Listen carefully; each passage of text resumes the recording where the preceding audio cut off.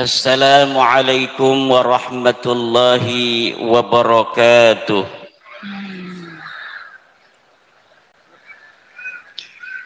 Assalamualaikum warahmatullahi wabarakatuh.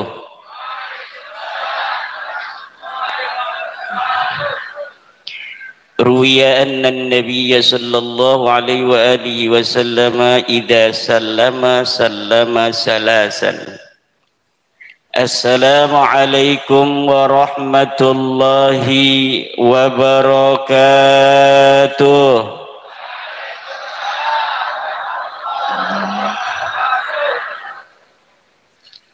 Alhamdulillahil malikil hakim al-jawadil karimil azizir rahim. Fattariqu ilaihi wadihul lil qasidin. والدليل عليه لائح للناظرين. اللهم صل على سيدنا محمد وخديجة وفاطمة وعلي والحسن ثم الحسين طيبا وعلى سائر أصحابه وسلم. Allahumma barik lana Nusantara Jaya Raya wa ahlikil kadhibin adh-dhalimin wa akhrijhum min bainina saghirin wa khaibin wa khasirin wa jasimin.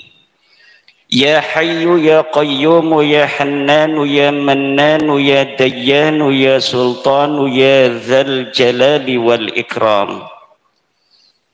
Amma ba'du fa ya ashabal fadail hadaratil mukarramin, para alim, para ulama, para kiai, para asatid wal asatidah, para guru-guru kaulo sedanten al-mukarram Yai Wahib Mahfud saking Cetis, mata'anallah bitulli hayatih. Yai Mahfud, Yai Sahlan, mantan ketua PCNU Kabupaten Cilacap, Kabupaten Kebumen, mata'anallah bitulli hayati, pengasuh Pondok Pesantren Al-Huda, kita doakan semoga beliau senantiasa berada di dalam lindungan Allah Subhanahu wa ta'ala, dan mudah-mudahan Pondok Pesantren Al-Huda senantiasa Allah beri keberkahan, amin, terus maju dan berkembang, amin. Dan mudah-mudahan kiainya selalu sehat, berkah, santri-santrinya terus bertambah, yang sudah ada di pondok santrinya betah semuanya, dikasih putuh oleh Allah semua, amin. Doa ini pun untuk kita semua dan untuk anak-anak kita. Allahumma ij'alna wa auladana wa azwajana wa dhurriyyatina wa tullabana min awliyaikal muqarrabin wal ulama'il amilin ar-rasikhin al-abidin az-zahidin al-mutawadi'in al-maftuhin al-marzuqin al-mahbubin al-mujahidin at-tahirin. Bapak Ibu para yai rahimakumullah, alangkah indahnya pada siang yang berbahagia ini Pondok Pesantren Al-Huda mengadakan acara khatmil Quran wal kutub untuk anak-anak Pondok Pesantren Al-Huda dengan mengundang para alim, mengundang para yai, wabil khusus guru besar dari Kebumen Yai Wahid Mahfud. Tentunya kita yang hadir pada hari ini karena berkumpul dengan orang alim para yai akan juga mendapatkan keberkahan dari beliau-beliau. Amin. Syahidallahu annahu la ilaha illahu wal malaikatu wa ulul ilmi qaiman bil qisti. Di dalam ayat ini Allah berikan sebuah isyarah. Asyarallahu fi hadhil ayah bahwa sesungguhnya orang alim berada di susunan ketiga setelah Allah, malaikat, di dalam bersaksi bahwa sesungguhnya tidak ada Tuhan yang wajib disembah dengan hak illallah kecuali Allah. Setelah Allah yang bersaksi bahwa tiada Tuhan kecuali Ia, maka Allah rattaba nafsahu bil malaikah. Wal malaika yang kedua adalah orang-orang atau makhluknya yang bersaksi. Syahida ay hakama wa'takada. Hakama lillah wa'takada liulil ilmi. Hakamallahu subhanahu wa ta'ala bi annahu la ilaha illa huwa. Wa'taqada ulul ilmi bi annahu la ilaha illa huwa. Tidak ada Tuhan yang pantas disembah, yang bisa memberikan manfaat, yang bisa memberikan madarat illallah kecuali Allah. Betapa orang alim tinggi derajatnya di mata Allah dengan mentertib setelah dirinya Allah, kemudian malaikat, dan yang ketiga adalah ulul ilmi, orang yang punya ilmu. Siapa ulul ilmi? Kata Syekh Nawawi At-Tanara Al-Bantani di dalam kitab Tafsir Marah Labid, ulul ilmi humul ladzina arafu wahdaniyatallahi ta'ala biddalailil qati'ah, yaitu orang-orang yang mengetahui wahdaniyatnya Allah biddalailil qati'ah, dengan dalil-dalil yang pasti, dengan dalil-dalil yang qat'i. Itu namanya ulul ilmi. Alladzina arafu wahdaniyatallahi biddalailil qati'ah, orang-orang yang ma'rifat, orang-orang yang memahami bahwa Allah itu tunggal biddalailil qati'ah.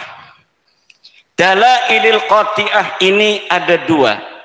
Pertama adalah dalilut tamanu' dan dalilul fitri.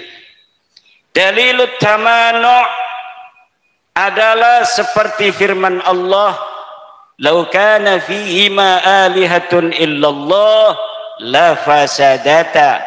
Kalaulah di langit dan di bumi ini ada Tuhan selain Allah, maka rusaklah langit dan bumi. Ini namanya dalilut tamanu'. Tidak mungkin Tuhan itu dua. Yang satu mana'a akhara, yang akhara mana'a sahibahu. Kalau Tuhan itu ada dua, Yang satu pengen menciptakan langit itu ada tiangnya. Yang satu ingin menciptakan langit tidak ada tiangnya.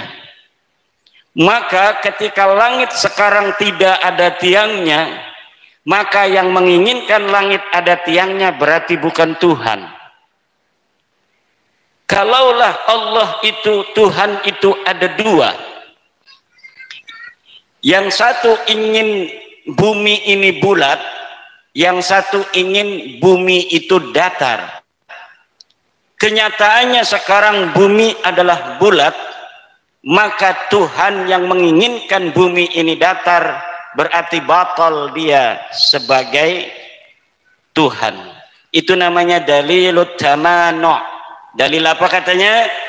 Dalilut tamanu'.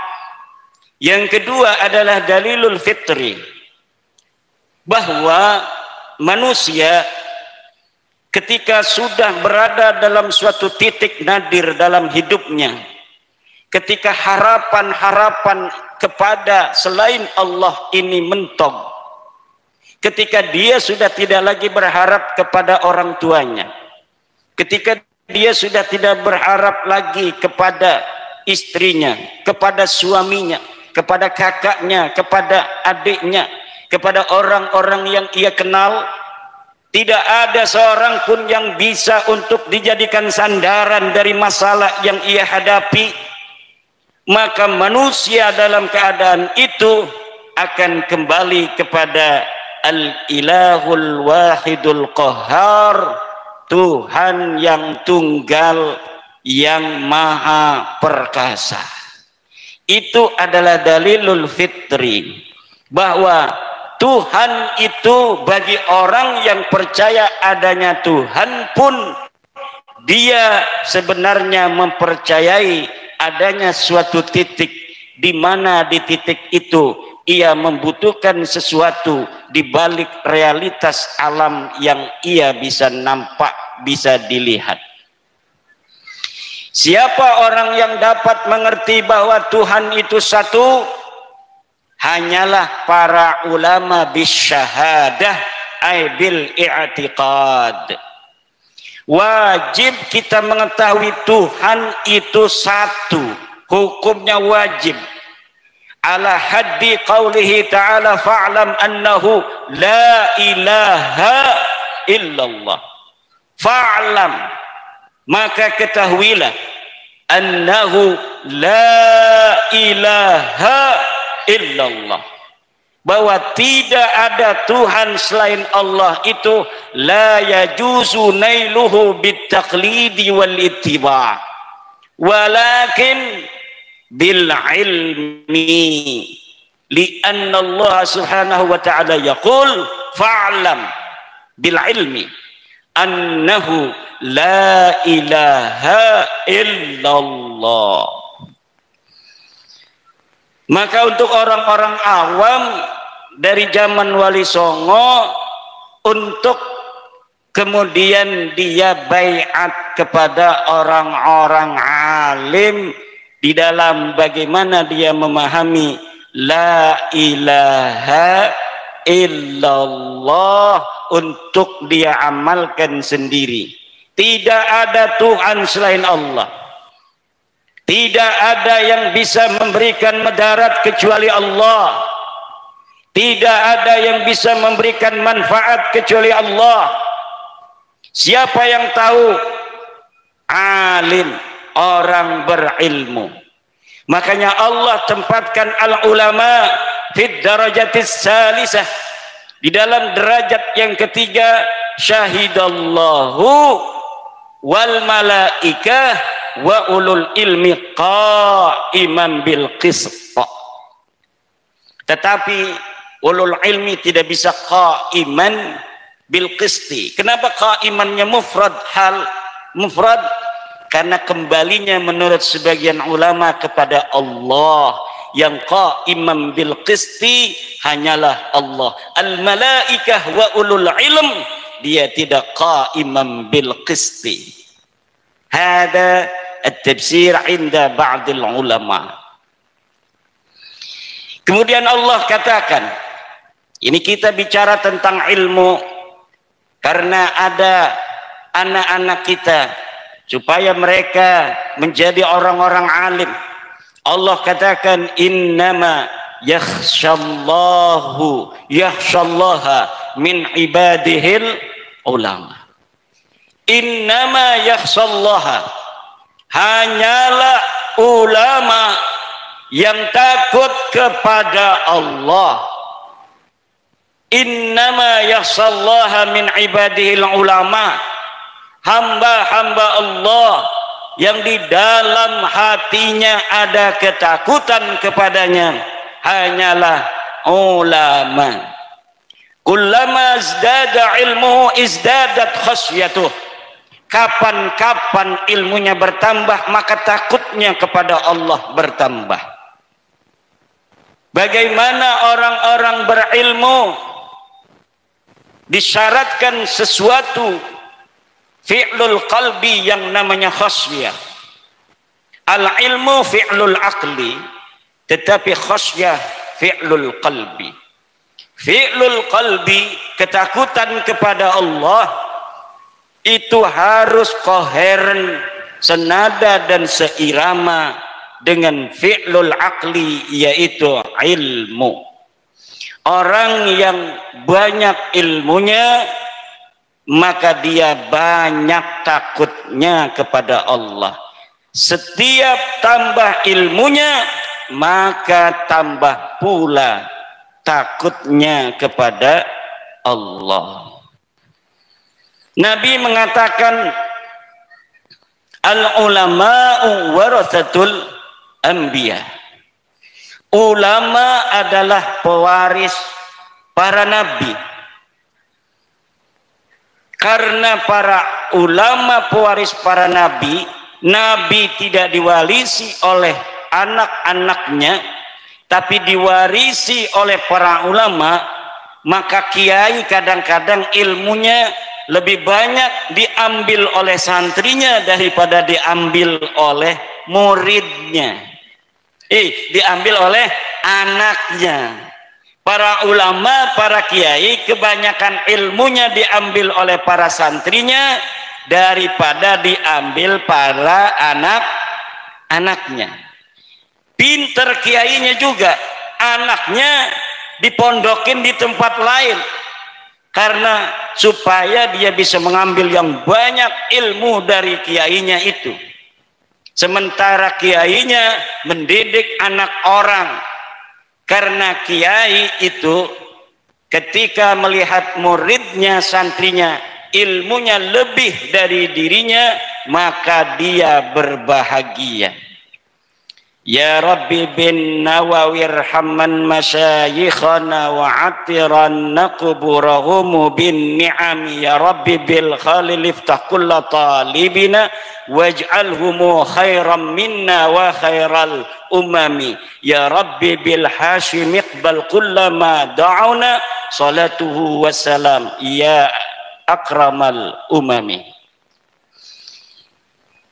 Itu adalah 3 bait syair yang saya karang tentang mengambil keberkahan dari Syekh Nawawi, Syekh Khalil Bangkalan, dan Syekh Hasim Asy'ari.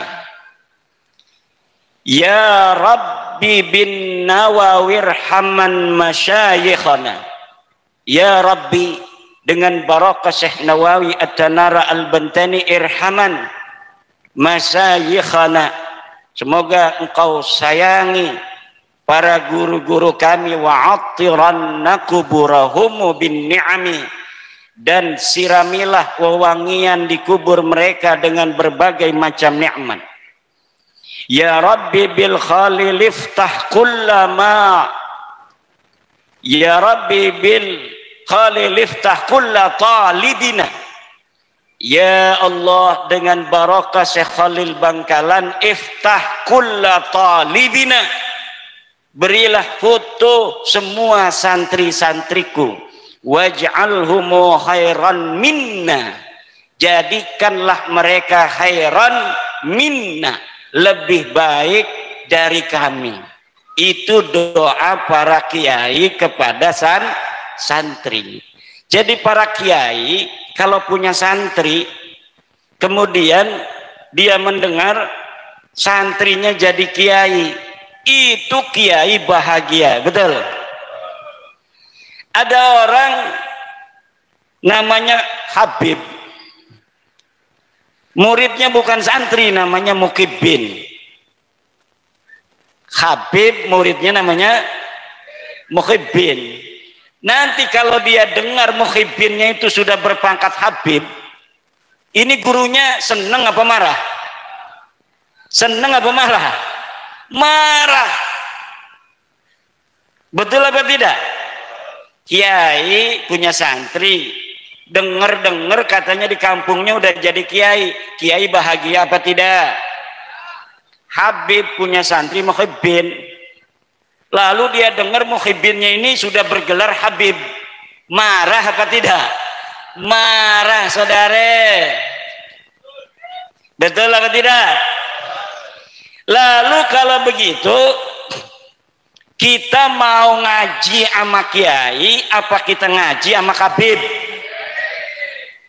Kiai. Kenapa? Kiai adalah pewaris para nabi. Pewaris para nabi bukan keturunannya. Pewaris para nabi adalah para murid-muridnya nabi. Siapa murid-muridnya nabi? Bisa anaknya, bisa hanya muridnya. Kalau anaknya mengambil ilmu daripada nabi, maka anaknya jadi pewaris. Begitu pula kiai, kalau anaknya mau belajar sama kiai, maka dia akan menjadi pewarisnya kiai. Tapi walaupun anak sendiri, kalau dia tidak mau ngaji, abai ngajar ngaji, deweke main layangan melulu ciliknya. Abai ngajar ngaji ning santri, deweke turu. Akhirnya anak orang jadi pinter, anak kiai goblok. Kira-kira yang bakalnya menjadi penerus kiai ini anaknya yang goblok, apa muridnya yang pinter? Coba lihat Yai Wahid dari Kebumen sejam setengah datang kemari, bahagia di pondok pesantren Al-Huda, muridnya sudah jadi kiai. Itu luar biasa bahagianya seorang guru. Saya walaupun masih muda, santri saya yang sudah bikin pondok 5 di Baros 1 punya pondok pesantren Nahdlatul Aqtab, kebangkitan para wali-wali kutub. Namanya anak santri ya, namanya masih muda, bikin pesantren Nahdlatul Aqtab. Jadi apa namanya, kebangkitan para wali-wali kutub. Ada lagi yang bikin pondok di daerah Kresek masih Lataksal, ojo males. Ada lagi yang bikin pesantren Darul Ulum. Kalau saya kan Nahdlatul Ulum, sekarang Darul Ulum.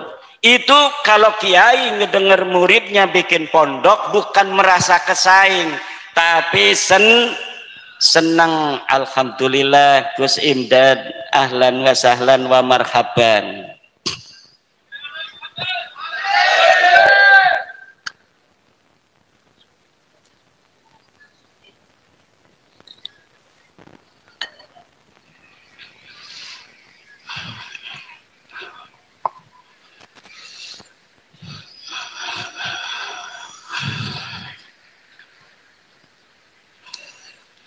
Makanya para ibu, para bapak hadirin ma'asyiral muslimin rahimakumullah.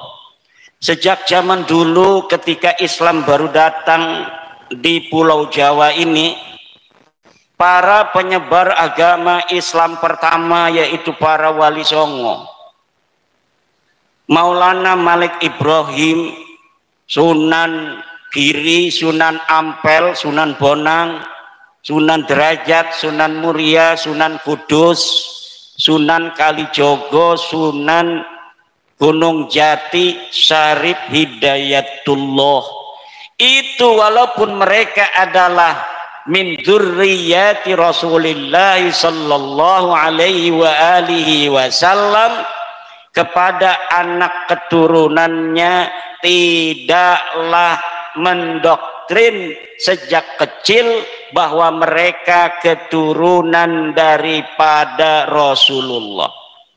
Bahkan saya tidak tahu daerah lain, kalau di daerah Banten, Sultan Banten, anaknya sejak kecil baru lahir cerot itu sudah ditaruh di para kiai. Dia sejak kecil tidak tahu kalau dia anaknya sultan, dirahasiakan. Orang temen-temennya aja nggak ada yang tahu.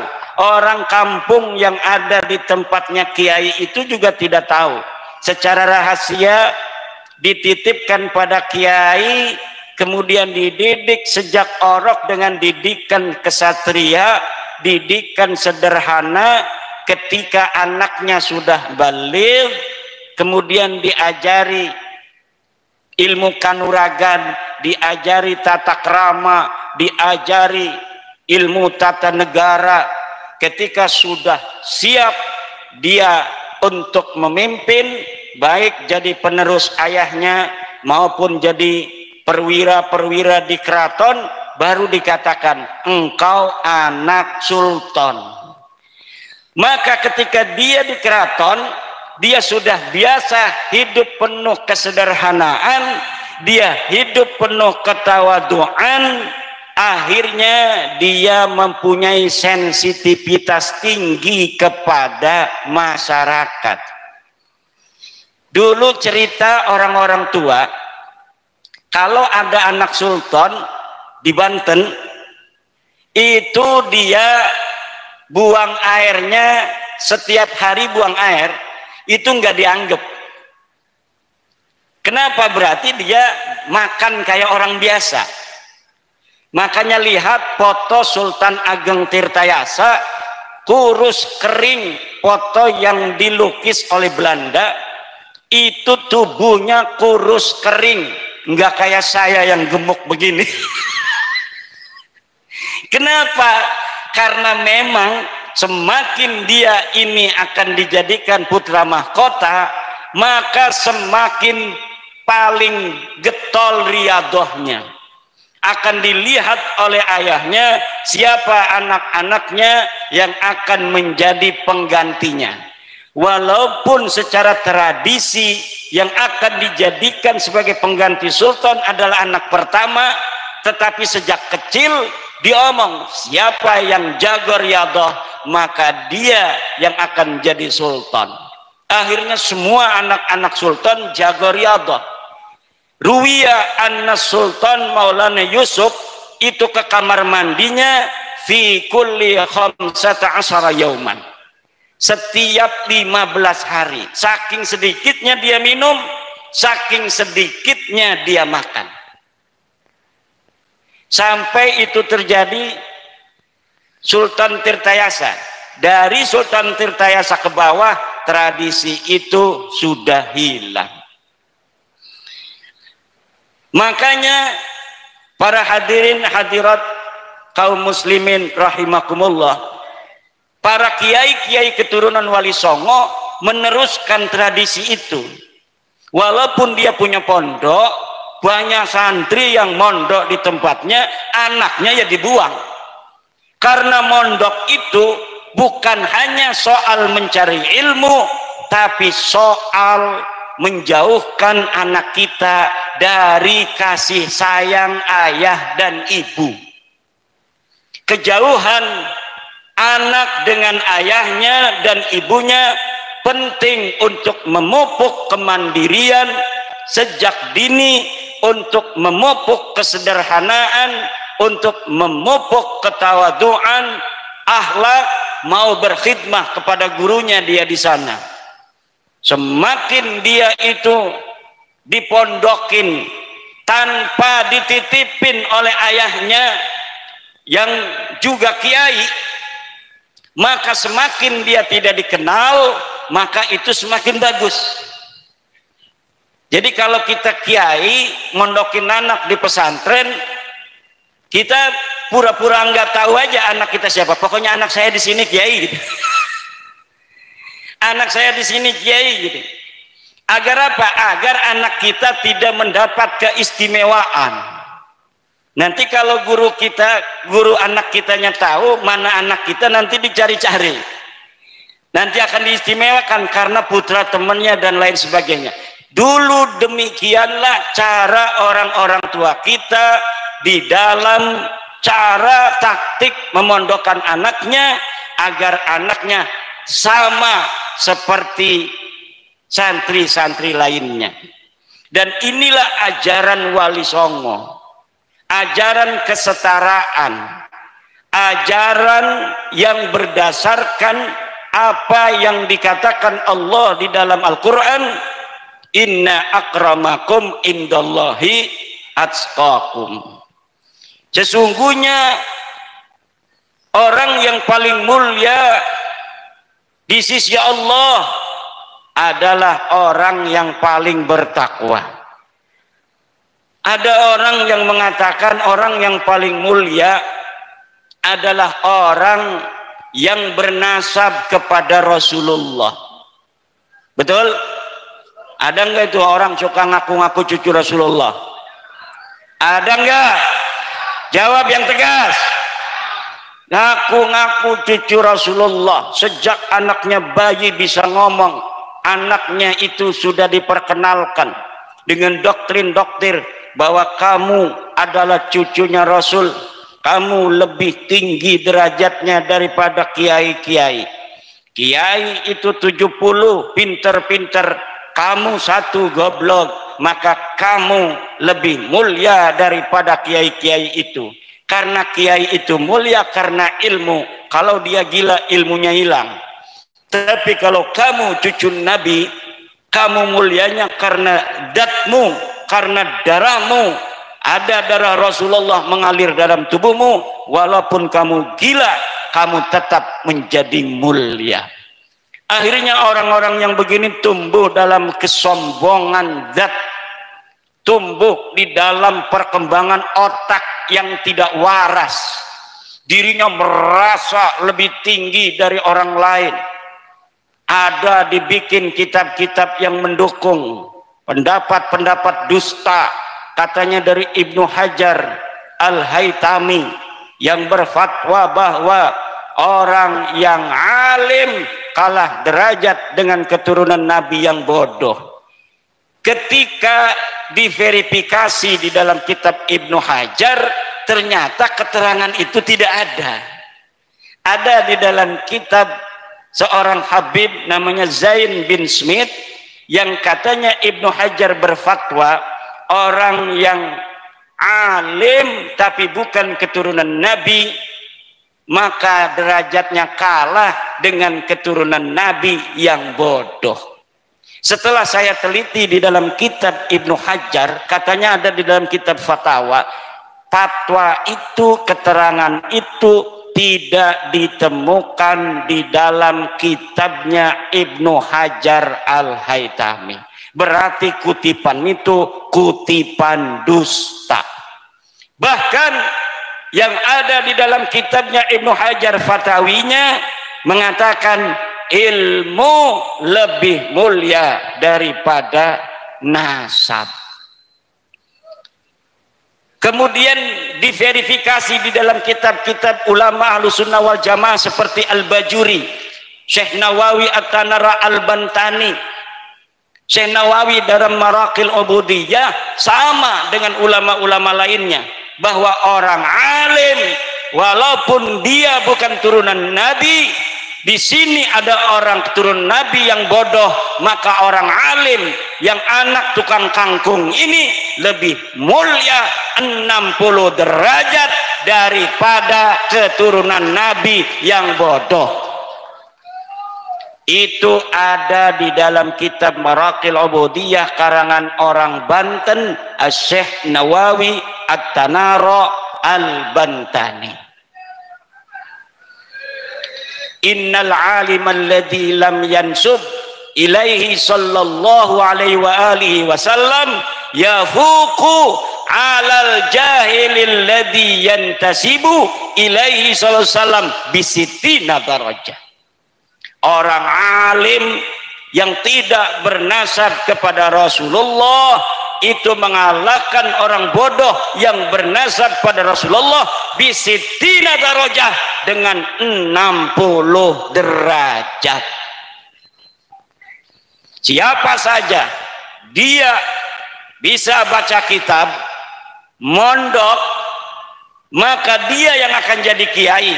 Walaupun dia anak tukang cilok, dia anak tukang mainan balonan, dia anak tukang es krim, dia anak tukang pring, tapi dia mondok, pinter, dia lebih mulia daripada anak kiai tapi goblok kebina-bina. Ini ajaran Islam.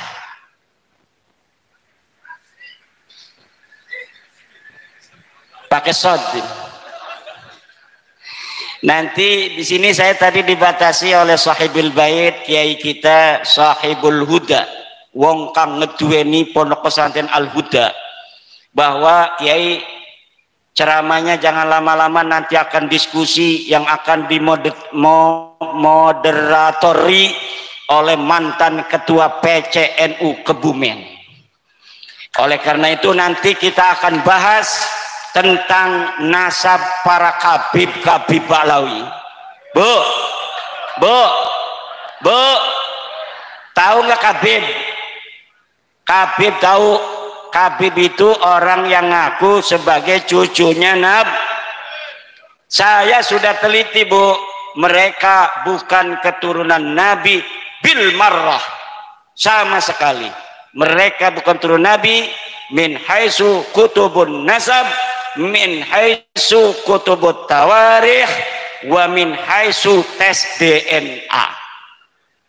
Qat'i jadi ini, man. Mereka bukanlah keturunan baginda Nabi. Bagaimana nanti kisahnya? Nanti akan kita teruskan di dalam forum diskusi. Bagi ibu-ibu yang ada kerjaan di rumah, nggak apa-apa, boleh pulang nanti setelah doa. Kalau yang mau dapat barokah, ya semakin lama duduknya semakin banyak barokahnya.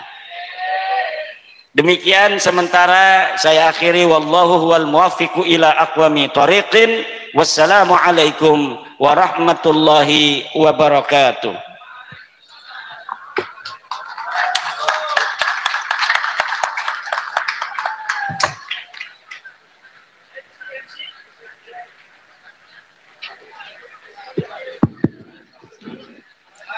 Dimohon kepada Bapak Dr. Andes Haji Muhammad Tauhmuddin Makhtar MAG untuk memandu acara dialog. Kami persilahkan.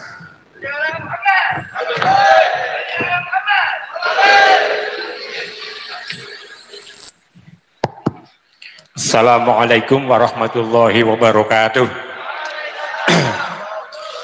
Bismillah, alhamdulillah, salatu wassalamu ala sayyidina Muhammad Rasulillah wa ala alihi wa sahbihi wa mawalah mabandu. Hadratul kiram, para alim ulama, para bapak kiai al-akhos. Di sebelah kiri saya al-mukarram Bapak Kiai Haji Imaduddin Usman Al-Bantani. Wis kenal burung, Bu? Kenal dereng? Niki insya Allah tunggal buyut kalian Bapak Wakil Presiden Republik Indonesia. Tepuk tangan untuk beliau. Lah nek kula namine Muhammad Dawamuddin. Nek kali Pak Prabowo kali Pak Jokowi, kula niku pernah rakyatipun.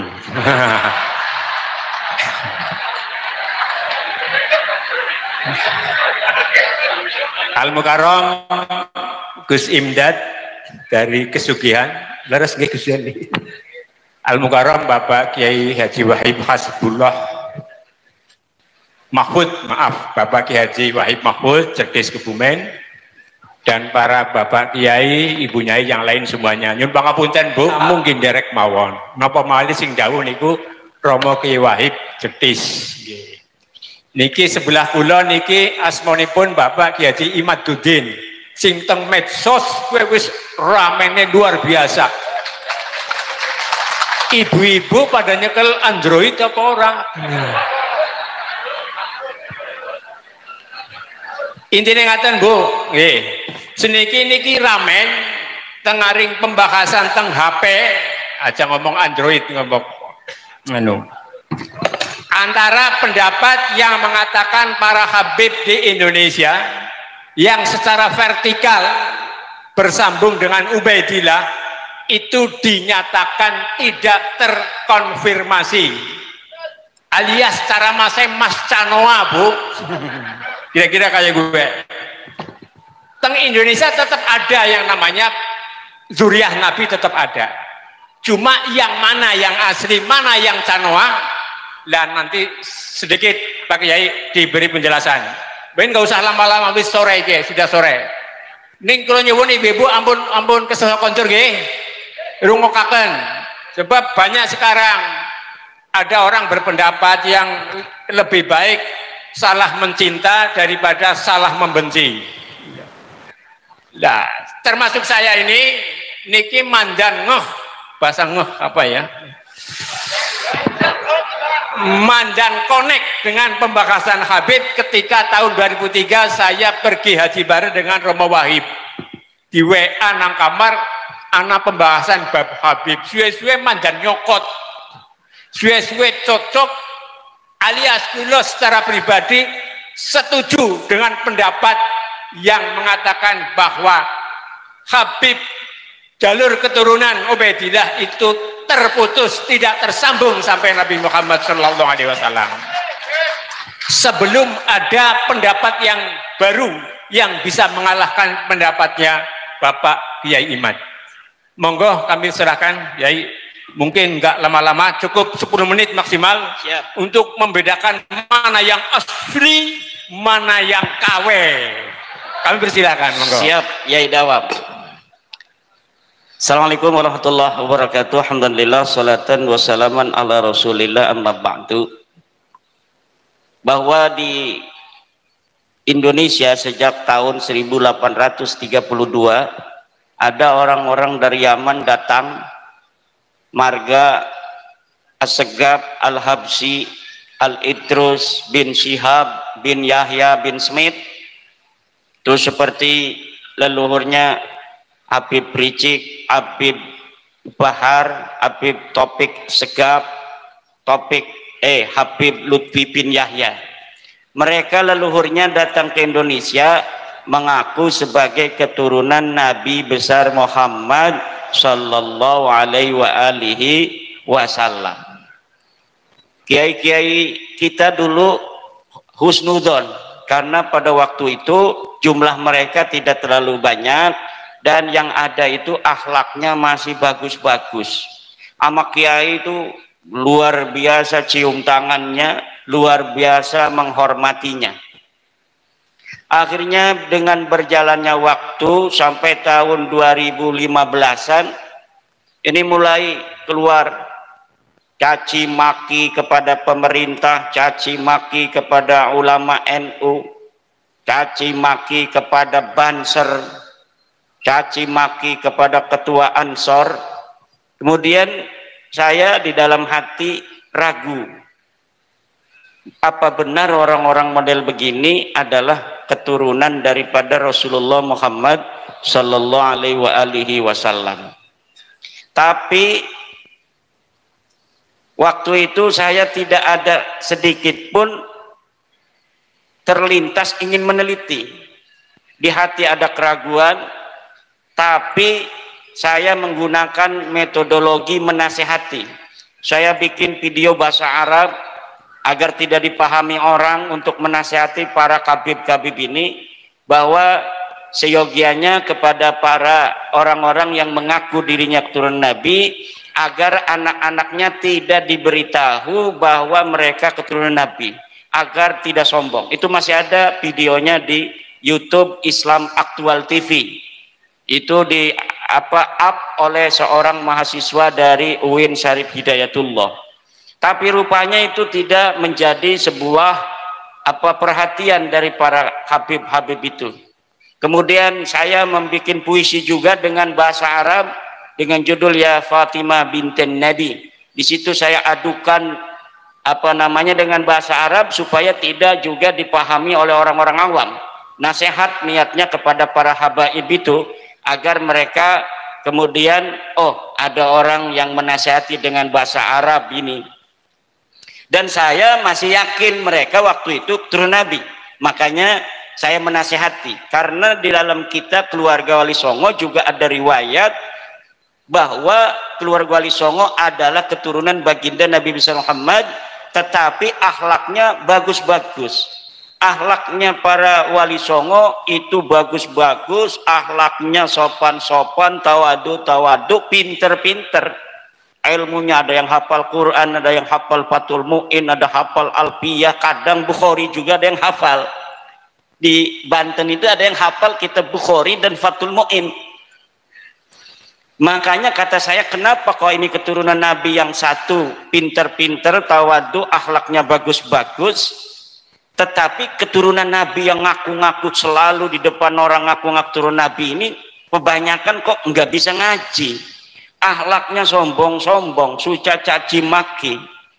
Akhirnya pada tahun 2022 saya mulai membaca kitab-kitab nasab.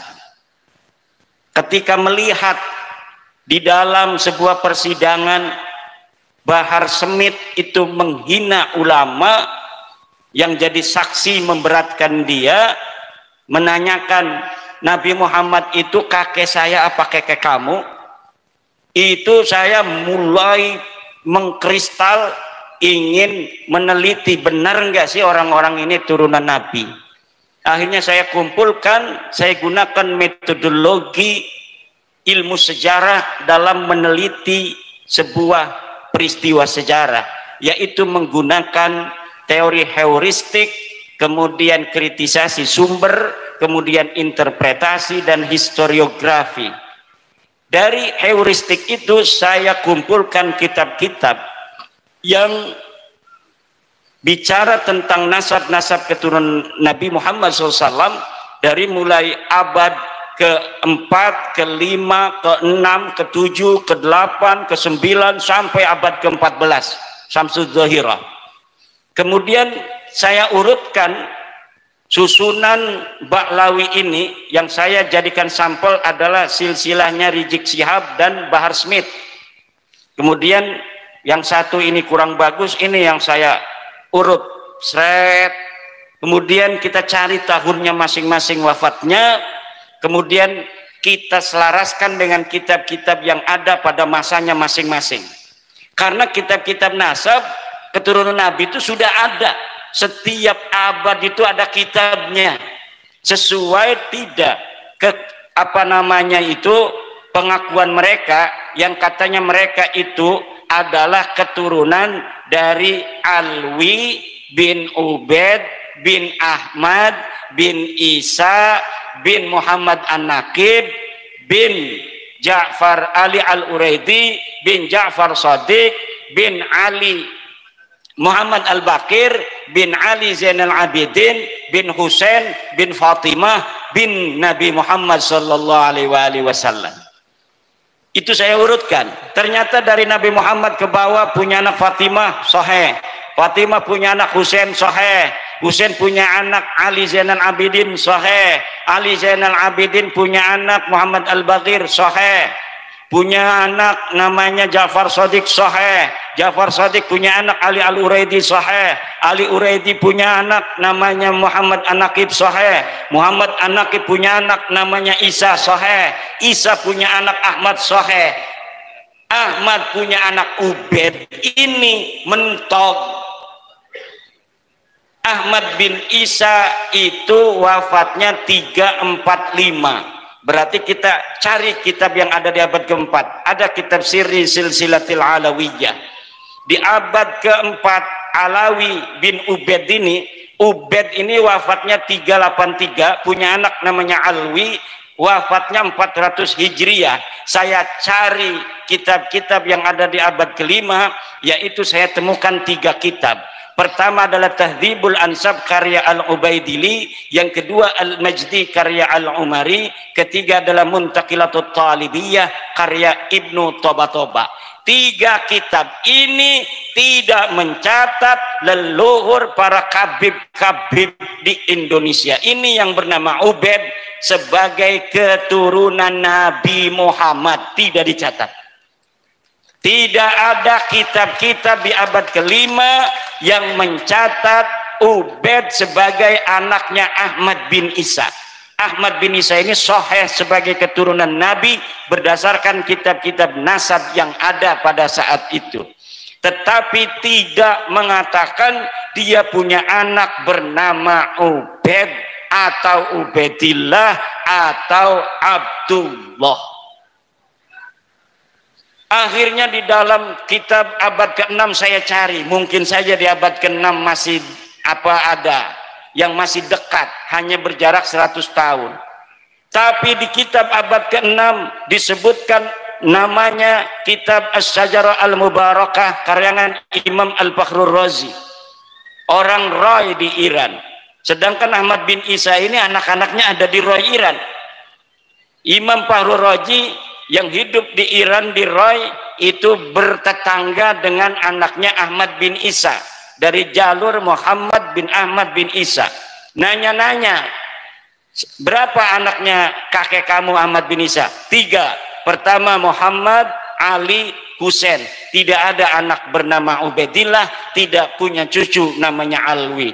Abad ke-6 rungkad, laka sing nyatet dewek keturun Nabi. Abad ke-7 ditemukan kitab Al-Fahri.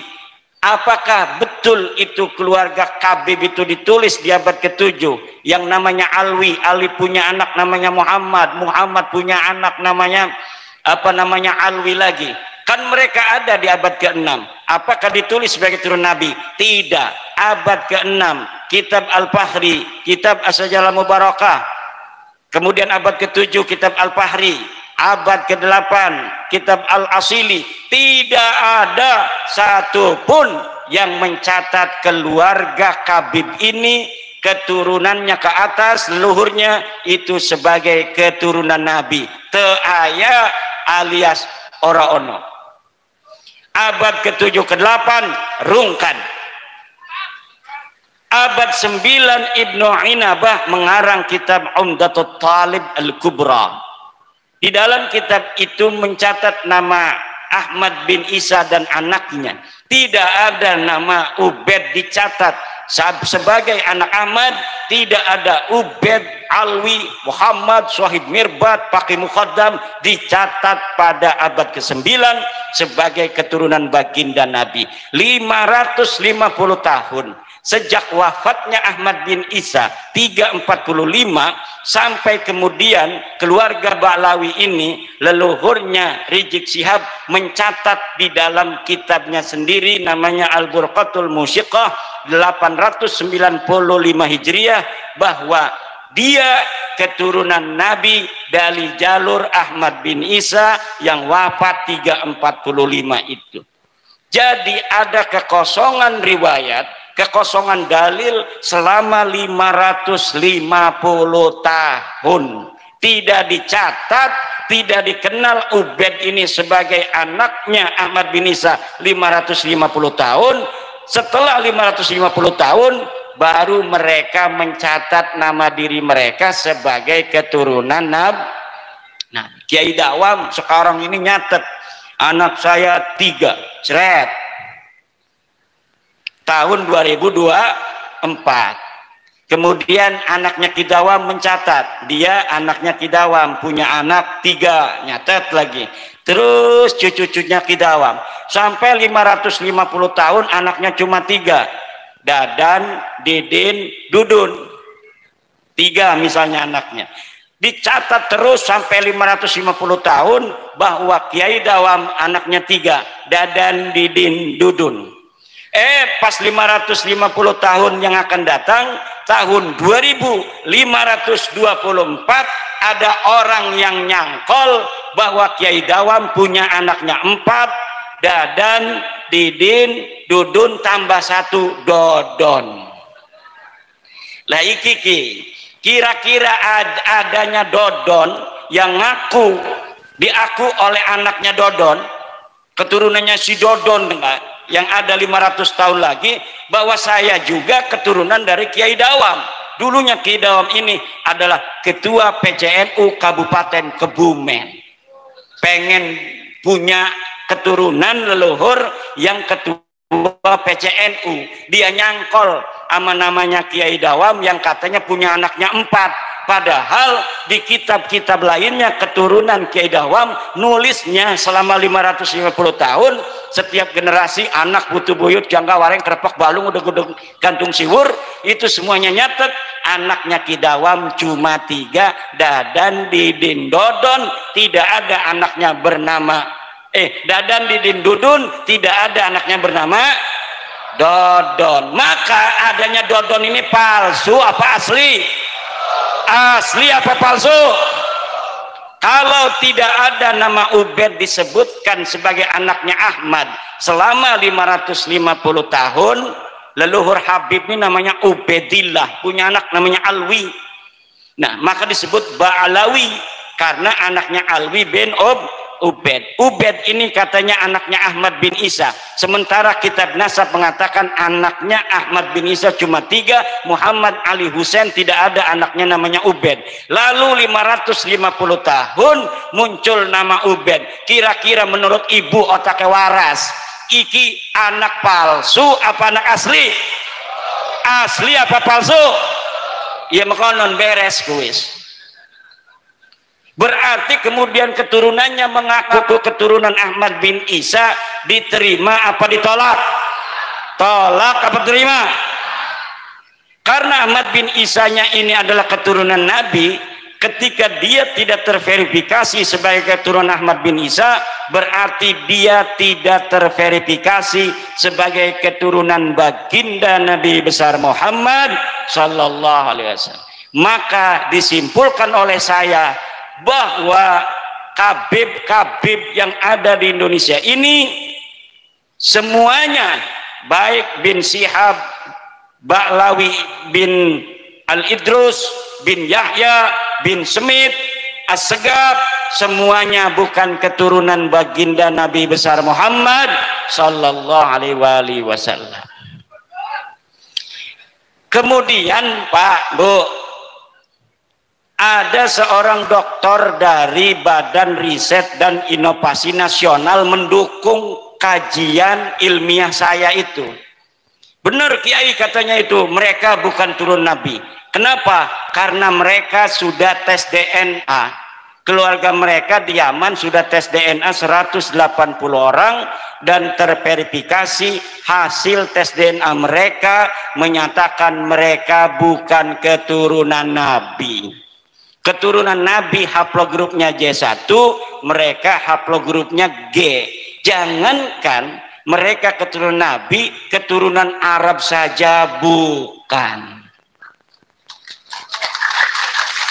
Akhirnya ketika tes DNA ini kuat, mereka sekarang berfatwa bahwa tes DNA hukumnya haram.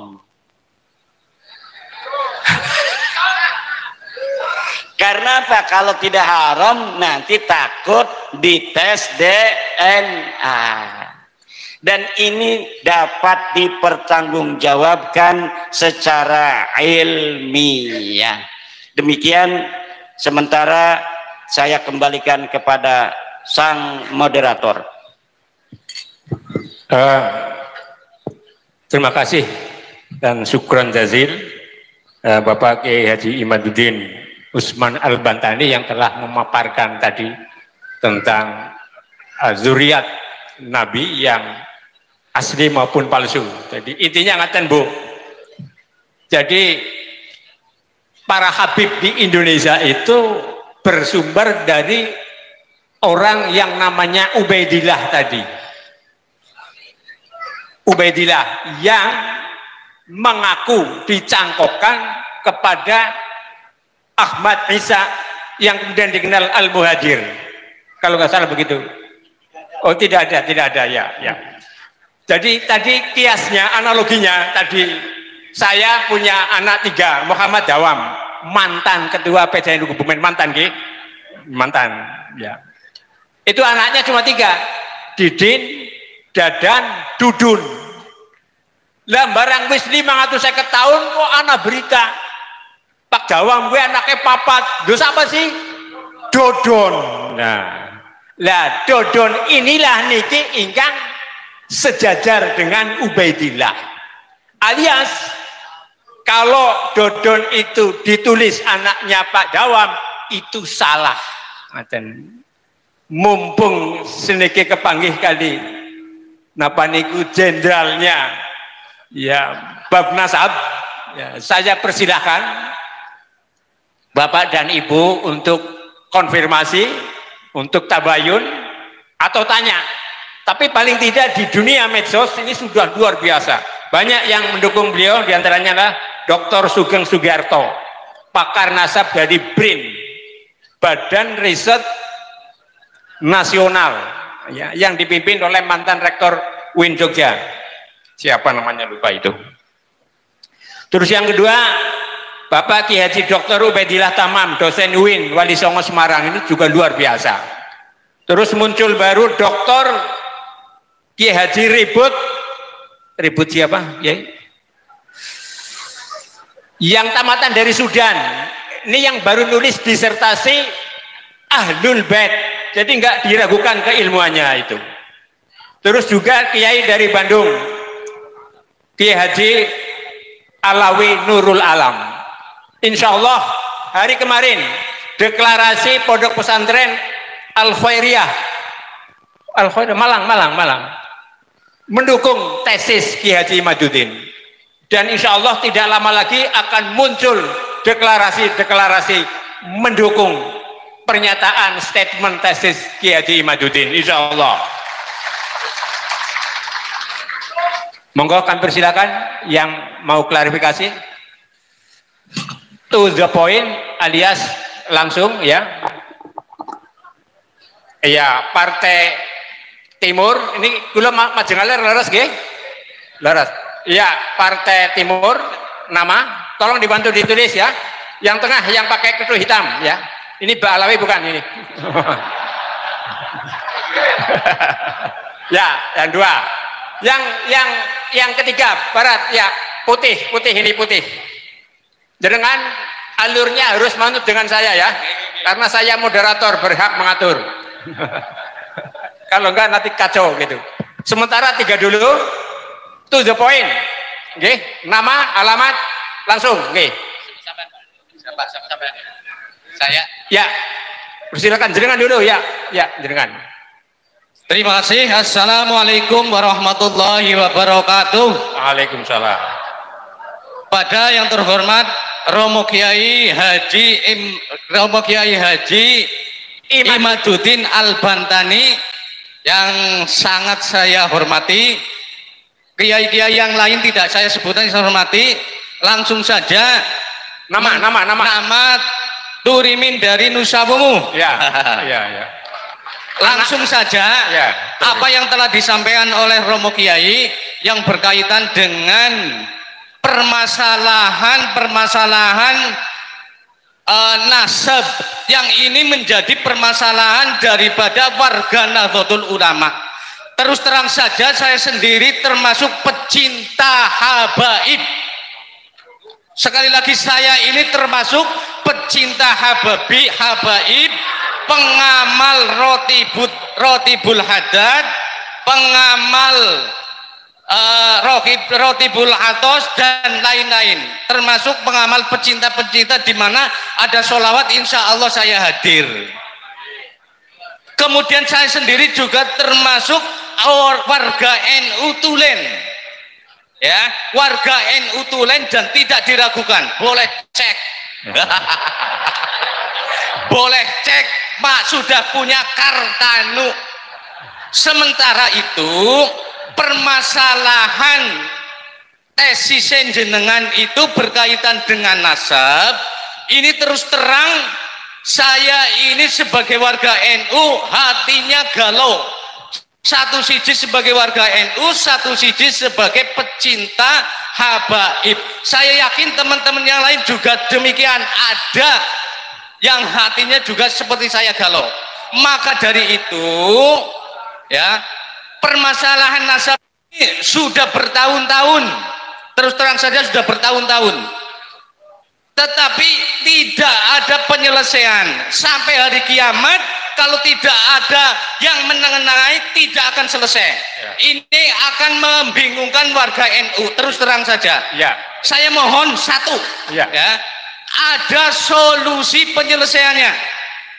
Solusi penyelesaiannya supaya apa? Supaya tidak terjadi lagi saling menjelekan, saling gontok-gontokan. Versinya jenengan kiai itu pasti menyalahkan daripada para habaib. Iya. Versinya habaib juga menyalahkan tesis jenengan, termasuk mengharamkan adanya tes DNA. Saya mohon setelah ini monggo jenengan, apalagi sebagai pengurus PW ya, PW Banten ya, itu ya. Jadi saya mohon dah supaya apa? Supaya nanti tidak kemana-mana. Yang penting warga NU adem, tetap mengamalkan rotibul hadat, tetap berjanjian, tetap manakiban, tetap lihat-lihatnya lah pokoknya. Tahlilan. Ya, terima kasih. Wassalamualaikum warahmatullahi wabarakatuh. Waalaikumsalam. Bagus. Yang kedua, yang pakai peci, bukan peci ya, apa namanya? Ya, kopiah hitam, ketu hitam. Monggo. Ya. Assalamualaikum warahmatullahi wabarakatuh. Waalaikumsalam. Ya. Perkenalkan, saya Ahmad Fosin dari Petanan Kebumen. Ya, saya termasuk muridnya Pak Dawam dulu di MTS Kelirong. Ya. Yang kami tanyakan kepada Al-Mukarram Bapak Imaduddin Al-Bantani, yang pertama, pernahkah dari RA itu mengajak diskusi bersama dengan panjenengan? Dari RA langsung, bukan dari troconya, ya. Dari RA langsung. Itu yang pertama. Yang kedua, bagaimana tanggapan Pak Kiai tentang YouTube kontennya Dr. Hanifah?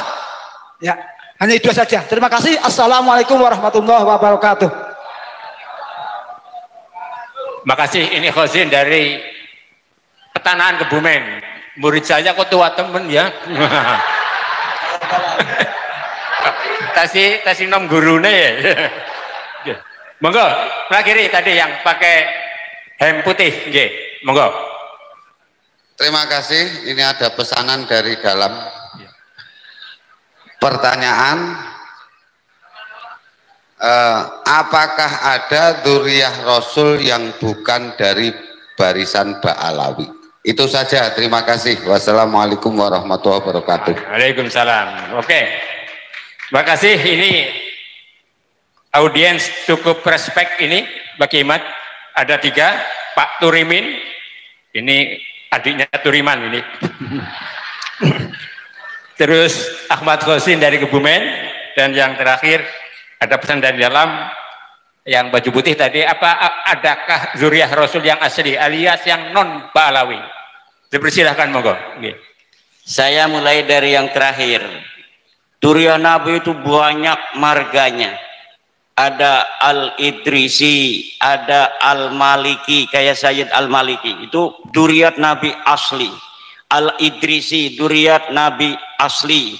Kemudian ada Al-Jailani, dzurriyyah Nabi asli. Ada Al-Hashimi di Mekah, dzurriyyah Nabi asli. Ada Ar-Rassi di Yaman, dzurriyyah Nabi asli. Ada Al-Kattani di Mesir, dzurriyyah Nabi asli. Jumlahnya ratusan.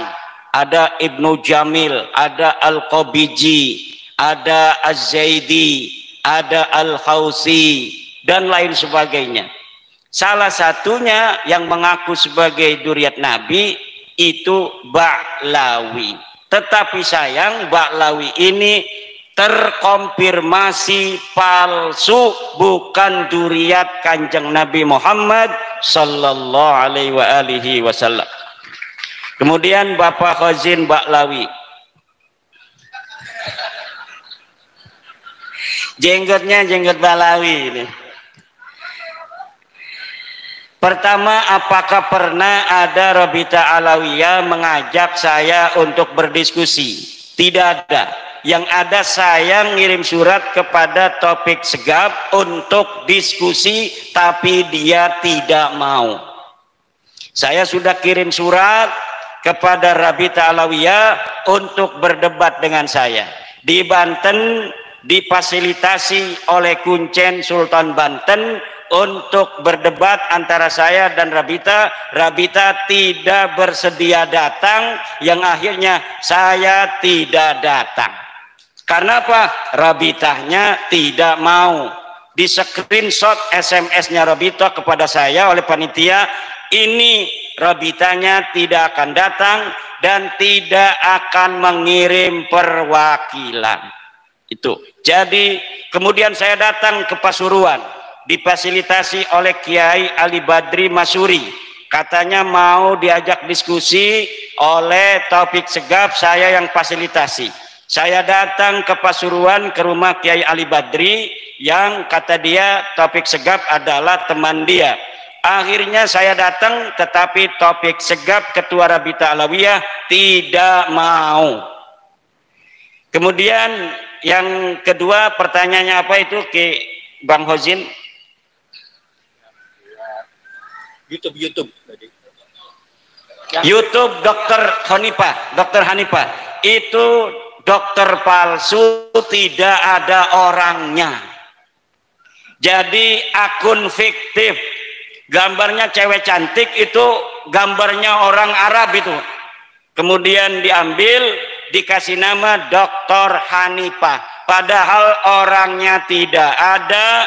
Saya sudah cari mana nomor teleponnya untuk melayani tantangannya tentang 1,6 miliar.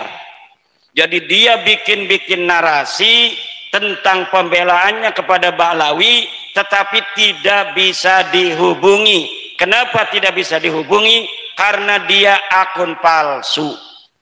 Orangnya tidak ada, fotonya foto palsu. Perempuan itu ininya, fotonya itu. Hanifah itu foto perempuan cantik sekali. Kenapa saya semangat itu ingin berdebat dengan dia? Karena lihat fotonya. Mudah-mudahan saja fotonya sama dengan aslinya. Ternyata diketahui akunnya akun palsu, akun fiktif. Untuk yang pertama tadi Bapak Turimin, Solusinya gimana? Solusinya tadi sebelum kesini dari jam 9 kurang lebih kami mengadakan diskusi, makanya suaranya habis begini karena semalam ceramah, kemarin ceramah sampai sore, hari ini ceramah juga diskusi. Tadi jam 9 sampai jam 12 itu belum selesai tadi, karena saya hati selalu kebayang Yai Wahib ingin segera bertemu. Jadi lagi ngomong Kang Mogi, saya cubitin terus. Diam, kita harus ke sana, ke Cilacap sekarang. Ini Kang Tubagus Mogi, Ketua Rabita Babat Kesultanan Banten, lagi diskusi, saya cubitin agar kita langsung berangkat ke Cilacap untuk bertemu dengan pengasuh pesantren Al-Huda dan Yai Wahib. Apa topik diskusinya? Mencari solusi, sama dengan Bapak. Bagaimana solusi tentang masalah nasab ini? Apakah solusinya hanya menjadi kajian ijtihad seperti orang kunut tidak kunut, yang kunut silakan kunut, yang tidak kunut silakan tidak kunut? Apakah kajiannya adalah kajian maslahah, dihitung maslahat dan mudaratnya orang-orang yang mengaku keturunan Nabi, bagi masyarakat umat Islam mudarat apa manfaat? Di dalam kajian itu kemudian ditemukan berbagai macam dinamika diskusi bahwa pengakuan orang sebagai keturunan Nabi ini berimplikasi sosial keagamaan dengan umat Islam. Karena umat Islam sangat mencintai Nabi besar Muhammad sallallahu alaihi wasallam, terutama orang Jawa. Dari kecintaan mereka kepada baginda Nabi, ketika ada orang yang mengaku keturunan Nabi, maka mereka tumpahkan cinta itu kepada keturunan Nabi. Kadang-kadang dari perasaan mereka yang ingin menumpahkan kerinduan kepada baginda Nabi melalui turunannya dimanfaatkan oleh orang-orang yang mengaku keturunan Nabi ini untuk menipu, mendawir, memaksa, menghina dan lain sebagainya. Dalam dinamika diskusi itu kemudian muncul, berarti mudaratnya apabila dibiarkan ini sangat besar untuk umat Islam. Apabila dibiarkan orang yang bukan keturunan Nabi mengaku sebagai keturunan Nabi, maka genetik aslinya akan tetap nanti keluar. Apa itu genetik asli? Genetik yang bukan genetiknya Nabi, yang penuh kesantunan, Nabi yang penuh dengan ketawaduan, Nabi yang menyebarkan rahmah, Nabi yang mencintai sesama. Sementara orang-orang palsu yang mengaku keturunan Nabi itu dalam setiap generasi akan tambah kesombongannya, karena memang mereka genetiknya bukan genetik Kanjeng Nabi. Kemudian mereka meyakini diri mereka sebagai keturunan Nabi, maka di situ ada sebuah gesekan antara pengakuan, keyakinan dan realitas mereka yang sebenarnya bukan turunan Nabi, yang nanti mereka akan menganggap orang lain sebagai orang yang rendah, mau merendahkan orang, mau mendawir, memaksa. Bahkan ada orang yang punya material,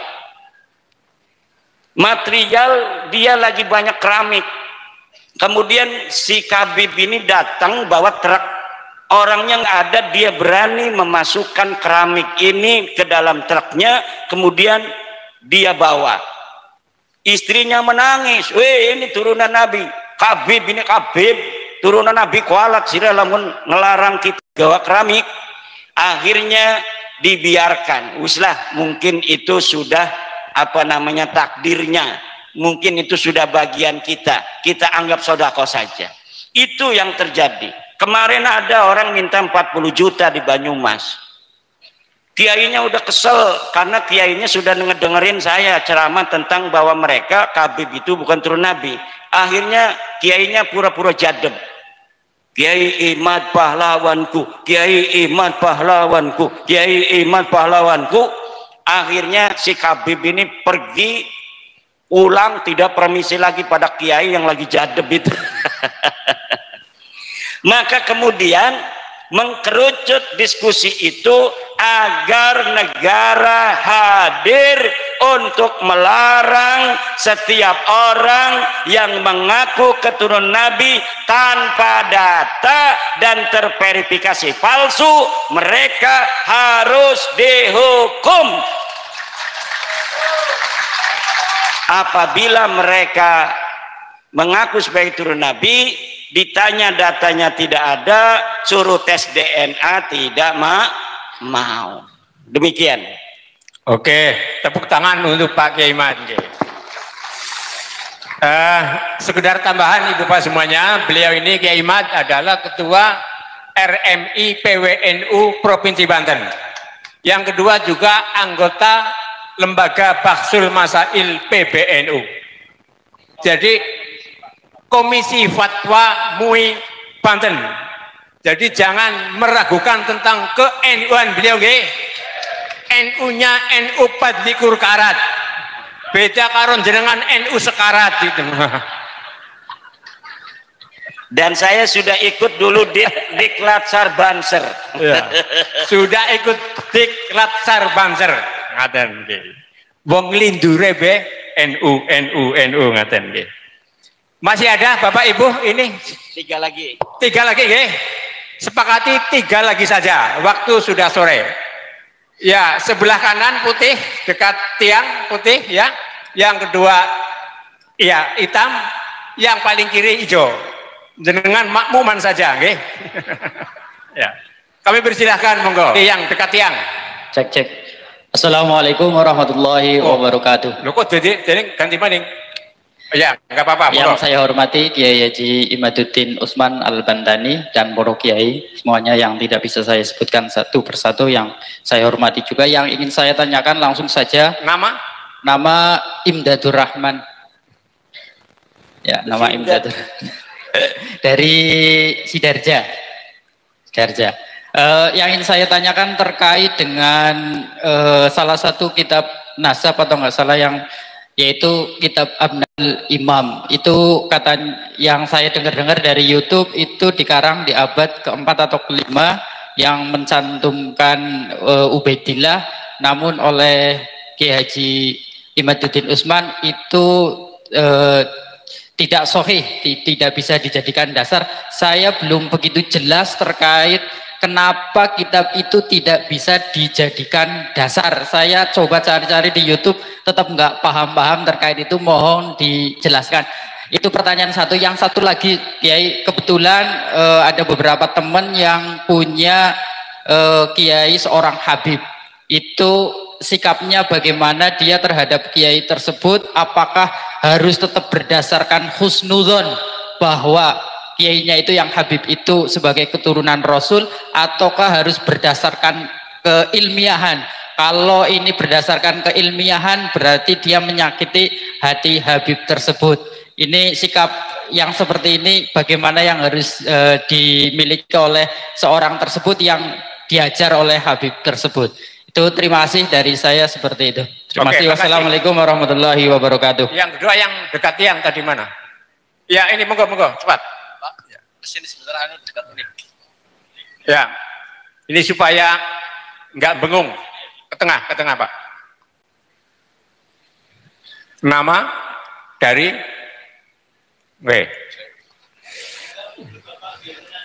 Oh ya, siap. Assalamualaikum warahmatullahi wabarakatuh. Waalaikumsalam. Dumateng Kiai Imaduddin yang saya hormati dan saya banggakan, kepada para kiai sekalian yang saya banggakan pula dan saya hormati. Perkenalkan, nama saya Imron Rosadi dari Cilacap. Dulu mantan ketua IPNU, pernah juga jadi banser. Alhamdulillah sekarang karena kesibukan jadi kurang mengikuti kegiatan banser. Mungkin langsung kepada inti permasalahan yang mungkin berkembang di masyarakat. Sebetulnya kami secara pribadi juga agak penasaran, Nyun Sewu Pak Kiai Imad. Yang menjadi pertanyaan adalah bagaimana Kiai Imaduddin itu melakukan tesisnya, karena berseliweran kabar hanya by Google. Nah, ini sebagai pengalaman atau pemahaman kita semua jamaah Nadiyin di seluruh Kabupaten Cilacap pada umumnya, kami ingin mendengarkan penjelasan yang detail. Kiai Imad ini sebetulnya kok sampai dengan kesimpulan, bisa mengambil kesimpulan bahwa klan Ba'alawi itu adalah bukan turunan Rasulullah SAW. Kami kepingin tahu cara melakukannya, apakah berkunjung sampai dengan ke Yaman dan seterusnya, mengambilnya itu urutannya bagaimana. Mungkin itu saja yang menjadi keinginan tahu kami, biar supaya kabar ini bisa terpatahkan juga. Jadi tidak hanya, karena mungkin di YouTube ada kalimat-kalimat bahwa wah itu Kiai Imad ngambilnya dari searching di Google, seperti saya nyari apa-apa informasi di Google itu serba ada. Nah, itu yang dicurigai oleh beberapa banyak orang. Mungkin itu saja pertanyaan saya. Mohon maaf apabila ada kesalahan. Assalamualaikum warahmatullahi wabarakatuh. Waalaikumsalam. Oke. Yang baju hijau sebelah kiri ya, monggo ke tengah Pak. Apa ke pinggir? Iya, oke. Nama?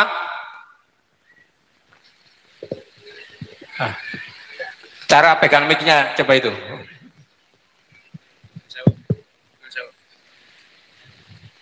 Assalamualaikum warahmatullahi wabarakatuh. Waalaikumsalam. Para kiai yang saya hormati, saya bernama Warsito dari Jati, Kecamatan Binangun. Yang pertama, ini saya mendapat WA dari saudara saya dari Lampung, Bapak Kiai Mustafa Pusarbumi. Mungkin jenenganipun sampun kenal ya. Niki titip salam buat Kiai Romo Kiai Imaduddin Usman.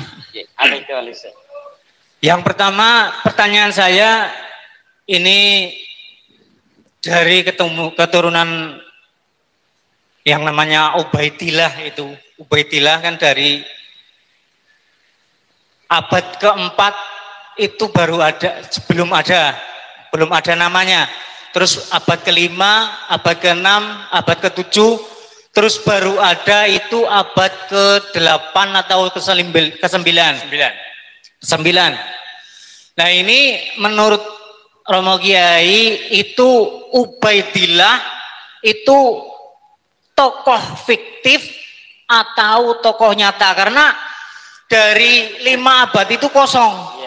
Nah kalau di logika kosong kok jadi ada, padahal 500 tahun setelah nama Ubaidillah itu tidak ada menjadi salah satu dari keturunan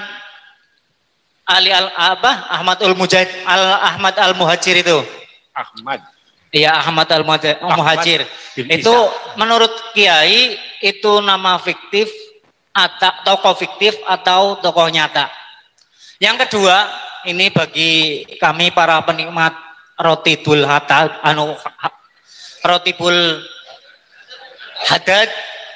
maaf mandan keceletot di depan para kiai yang terhormat nggih. Para penikmat rotibul hadad itu kan samar-samar itu ada penemuan yang mengatakan bahwa ada kesamaan teks antara Muhammad al-Haddad rotibnya dengan Syekh Ar-Rifai. Itu katanya Muhammad al-Haddad itu hanya menjiplak dari teksnya Syekh Ar-Rifai. Itu menurut Kiai yang mana yang betul? Itu apa teksnya Rotibul Haddad itu ciptaan Kiai Syekh Ar-Rifai atau Muhammad al-Haddad? Itu saja mungkin. Assalamualaikum warahmatullahi wabarakatuh. Waalaikumsalam. Terima kasih Bapak dan Ibu semuanya. Ada 3 lagi ini yang tanya dan konfirmasi. Ini sekedar informasi. Bapak Ibu nanti bisa searching ya lewat Play Store. Ini ada karya tulis beliau yang mungkin terbaru. Judulnya Terputusnya Nasab Habib kepada Nabi Muhammad SAW. Ya paling mungkin motokopi kena ring ya dimolos sama 20.000 dok aja nih lah. Monggo. Kami silakan monggo untuk jawab. Tadi ada 3 pertanyaan Pak Kiai Mat. Ya, mengenai apakah penemuan kajian ilmiah itu dari Google. Saya mengarang tentang nasab Habib ini dengan kesimpulan mereka bukan turun Nabi. Bahasa Arab itu sudah 4 kitab. Pertama kitab Al-Mawahib Al-Laduniyah fi Inqita'i Nasabi Ba'alawi Ibni Ubaidillah. Lihat kitabnya itu ada sekian puluh halaman. Apakah ada yang sama dengan di Google? Tidak ada, karena memang itu hasil tulisan saya. Yang kedua kitab I'anatul Akhyar fi Jawab Syekh Abdillah Mukhtar. Ini adalah jawaban kitab dari seorang ulama Sukabumi yang menjawab tesis saya. Kemudian saya jawab dengan kitab I'anatul Akhyar fi Jawab Syekh Abdillah Mukhtar. Lihat kitabnya I'anatul Akhyar, apakah kitab itu sama dengan yang ada di Google ataukah pernah kitab semacam itu dikarang oleh orang lain. Kemudian dalam bahasa Arab juga adalah Al-Bayanud Zahabi fi Duriyatin Nabi. Lihat itu kitabnya, apakah kitab itu adalah kitab yang karya orang lain. Kemudian Al-Qaulul Labib fi Hukmit Talaqqubi bil Habib, itu yang berbahasa Arab. Semuanya bisa di-download di maktaban.nur.com di Uni Emirat dan arsip.org. Itu semuanya bisa dilihat, semuanya bisa diteliti. Kemudian di dalam bahasa Indonesia, pertama saya menakar kesahihan nasab Habib di Indonesia. Coba baca dari awal sampai akhir, apakah ada kesamaan di situ dengan karangan orang lain. Kemudian yang kedua adalah terputusnya nasab Habib di Indonesia. Ini yang kedua. Ini ada juga di internet, bisa dilihat, bisa di-download, atau beli kitabnya di Shopee, itu sudah banyak yang nyetak. Kemudian yang ketiga adalah metodologi ilmu nasab. Ilmu nasab, metodologi ilmu nasab. Itu yang berbahasa Indonesia. Terakhir, saya mengarang buku membongkar skandal ilmiah sejarah dan nasab Ba'alwi. Itu di dalamnya dibongkar bagaimana skandal Ba'alwi dalam memalsukan manuskrip-manuskrip. Bagaimana kitab para ulama yang manuskripnya ditemukan kemudian disisipi dengan keterangan-keterangan tentang Ba'alwi, padahal di manuskripnya tidak ada. Itu silakan lihat membongkar skandal ilmiah nasab dan sejarah Ba'alwi. Kemudian saya juga membuat kronik perjalanan ilmiah Imaduddin Usman. Itu bisa dibeli di Shopee, bisa dibeli juga di koperasi pondok pesantren saya, sebanyak 400 halaman. Kemudian di Jogja juga ada yang menerbitkan buku saya dengan disatukan. Buku menakar kesahihan nasab Habib, kemudian buku terputusnya nasab Habib, kemudian buku metodologi ilmu nasab, kemudian dua kitab berbahasa Arab. Itu disatukan dalam buku namanya Benarkah Habib Keturunan Nabi, atau Habib Turun Nabi Benarkah Tanda Tanya. Lihat di dalamnya dengan seksama, apakah karya saya itu hanya menjiplak karya orang lain, ataukah betul itu hasil kajian ilmiah. Kalau itu hanya dibilang dari Google, maka tidak akan bisa menjawab pertanyaan dari orang lain, dan tentunya Rabita Alawiyah akan mudah mematahkan. Tapi sudah 2 tahun tesis saya itu dipublikasikan, Rabita Alawiyah tidak bisa menjawab. Kenapa Rabita tidak bisa menjawab? Saya mengatakan mereka tidak mungkin bisa menjawab. Kenapa tidak mungkin bisa menjawab?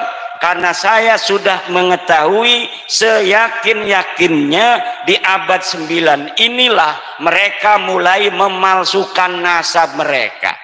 Orang yang ada di abad keempat, silsilahnya itu diurut sedemikian rupa, ditambah nama-nama sesuai dengan keinginan mereka, sampai nyambung kepada turunan Nabi yang asli, namanya Ahmad bin Isa. Maka karena saya mengetahui mereka baru menciptakan nasab ini dari abad 9, tidak akan mungkin dapat ditemukan sebuah kitab di abad ke-5, ke-6, ke-7, ke-8 yang menyatakan mereka turun Nabi. Itu impossible. Kenapa impossible? Karena algoritma di abad 9, banyak kitab-kitab yang ada di abad 9 saya pelajari, saya teliti. Di situ terbongkar kebohongan-kebohongannya. Pertamanya mereka itu bukan mengaku Ahmad bin Isa. Mereka mengakunya adalah Ubaid bin Aun bin Ubaid bin Isa bin Alwi bin Muhammad bin Aun bin Hinham bin Aun bin Musa al-Kadhim. Itu awalnya mereka mengakunya begitu. Kemudian karena di dalam kitab nasab Musa al-Kadhim tidak punya anak Aun, mereka rupanya melihat.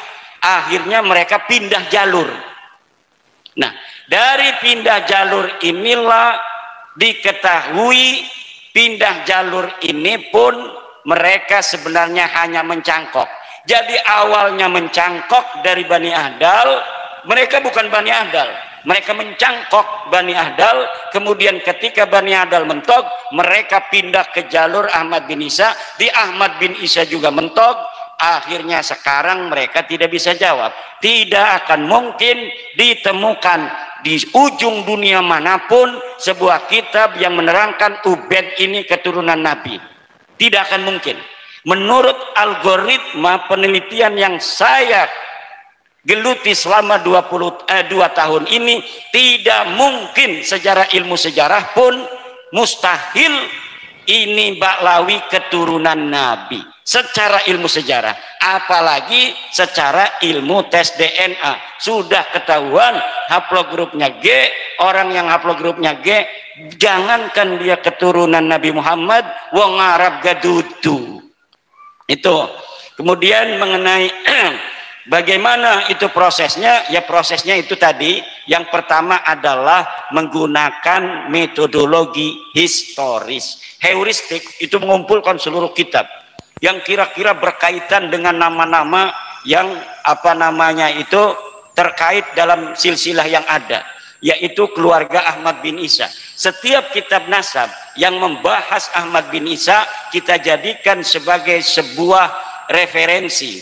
Dalam referensi itu selama 550 tahun tidak ada sama sekali yang menyatakan Ahmad bin Isa ini mempunyai anak bernama Ubaid. Itu untuk Bapak. Kemudian kitab Abnaul Imam itu kitab yang dicetak oleh Yusuf Jamalul Lail yang baru 2 tahun meninggal. Kitab itu diatribusikan pada abad ke-5, karya Ibnu Toba. Sebenarnya dia kitab abad kedua, 199 Hijriah. Hanya mencatat anaknya Sayyidina Hasan, Sayyidina Husain yang ada di Mesir dan ada di Damaskus. Hanya mencatat anak-anaknya saja. Judulnya pun Abnaul Imam fi Misra wasyam al-Hasan wal Husain. Tahun 199 Hijriah ini Ubaid belum ada. Ubaidillah ini belum, karena dia wafat 383. Kitabnya dikarang 199 Hijriah. Tapi kemudian manuskrip ini ditambah-tambahi. Manuskrip yang menyatakan anak Sayyidina Hasan Sayyidina Husain ditulis Sayyidina Husain anaknya ini, anaknya ini, anaknya ini sampai ke Ubaidillah. Makanya itu yang ngerti dunia sejarah kayak Rumel Abbas tidak pernah menjadikan kitab Abnaul Imam sebagai dalil kepada saya. Dari mana saya mengetahuinya? Dari mukaddimahnya. Itu dalam mukaddimah kitab yang dicetak oleh Yusuf Jamalul Lail diakui bahwa kitab itu dikarang oleh orang yang ada di abad kedua. Kemudian dia mengadakan tambahan-tambahan. Kebanyakan orang-orang yang kayak Muhdor Tanggul itu langsung aja dikebet-kebet di tengah nyari nama Abdullah. Aduh, tidak baca mukaddimahnya. Di mukaddimahnya dikatakan itu tambahan-tambahan. Antara yang asli matanya dengan tambahannya sarah tidak dibedakan. Jadi kitab itu tidak bisa dijadikan dalil. Kenapa? Di dalam kaidah usul fiqih dikatakan ad-dalilu idza taraqahul ihtimal saqata bihil istidlal. Ad-dalilu idza taraqahul ihtimal saqata bihil istidlal. Kiai yang Habib bagaimana? Kiai yang Habib, guru kita yang Habib ya kita harus hormati dia ketika dia dinisbatkan kepada ilmu. Kita menghormatinya karena dia guru kita. Tapi kalau kita di dalam hatinya menghormatinya karena dia adalah keturunan Nabi, haram, dosa besar. Kenapa? Hukumnya dosa besar, kita mengakui orang yang bukan turunan Nabi sebagai turunan Nabi. Dosa hukumnya. Kalau kita mau menghormati dia sebagai guru, itu menghormati dia sebagai guru kita itu lebih utama daripada menghormati orang karena nasabnya. Kenapa? Li'anna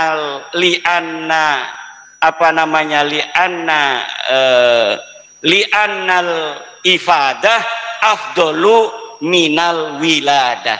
Al ifadah afdolu minal wiladah. Orang tua yang mendidik kita, tidak melahirkan kita, itu lebih utama karena ilmunya daripada orang tua yang melahirkan kita di sisi Allah Subhanahu wa ta'ala. Nasab itu kalah mutlakon dengan ilmu. Kenapa? Ini yang sesuai dengan Al-Quran, ini yang sesuai dengan Al-Hadis, la fadla li arabiyyin ala ajamiyyin. Terus apa lagi? Ya, nama-nama Ubed itu sama sekali tidak ada. Dia diadakan hanya untuk supaya nyambung aja.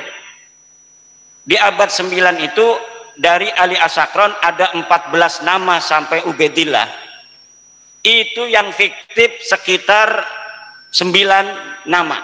Karena dari Ali Asakron bapaknya masa nggak tahu bapaknya dia. Kalau bapaknya kan kenal, kakeknya juga kenal. Kita husnudon 5 keturunan itu dia kenal. Karena orang kampung pun masih banyak yang hafal 5 keturunan. Orang biasa itu kadang masih hafal 5 keturunan. Dia hafal bapaknya, dia hafal kakeknya, dia hafal buyutnya, dia hafal jangganya. Maka saya husnudon kepada 5 orang.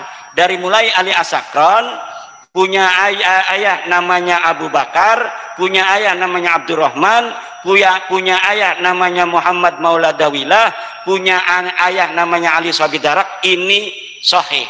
Selainnya itu sampai Ubaidillah semuanya fiktif. Kenapa? Kesejarahannya tidak pernah ada yang mencatat, baik sebagai turunan Nabi maupun sebagai ulama.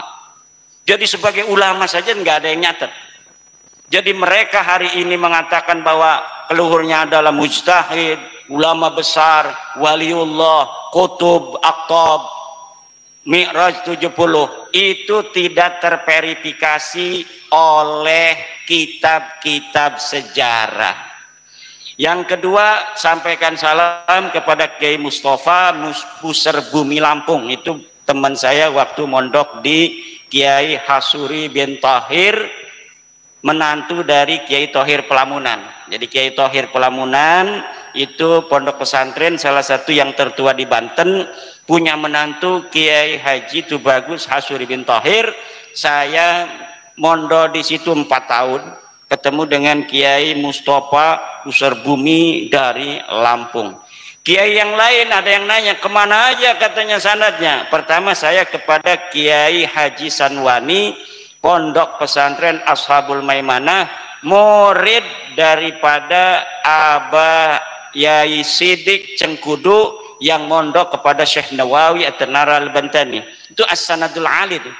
Saya ke Yai Sanwani, ke Abu Yasidik, langsung kepada Syekh Nawawi At-Tanara Al-Bantani, hanya 4 orang saja. Kemudian saya juga mondok kepada Syekh siapa namanya, Syekh Sanja bin Kasmin. Ini khusus kitab Alfiyah Ibnu Malik. Kemudian saya mondok kepada Syekh Mufti bin Asnawi. Ini masih saudara dari keluarga saya, sama-sama dari Syekh Ciliwulung. Pondoknya pun namanya Pondok Pesantren Darul Hikmah Syekh Ciliwulung. Beliau mengarang kitab Amsilatul I'rab.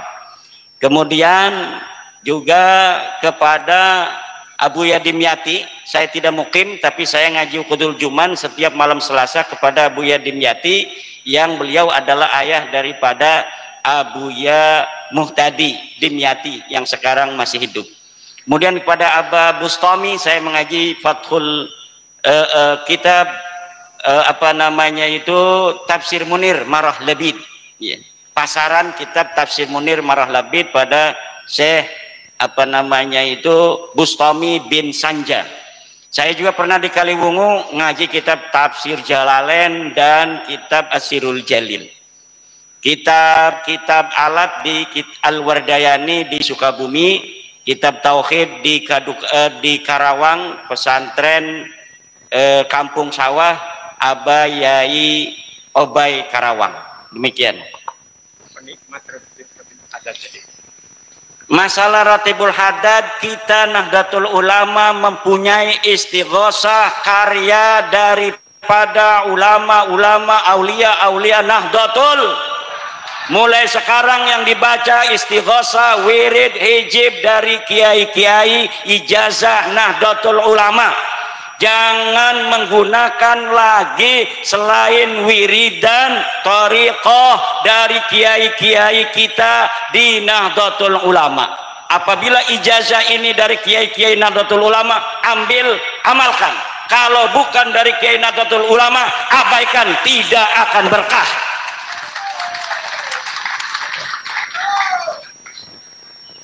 Sudah ya, ya.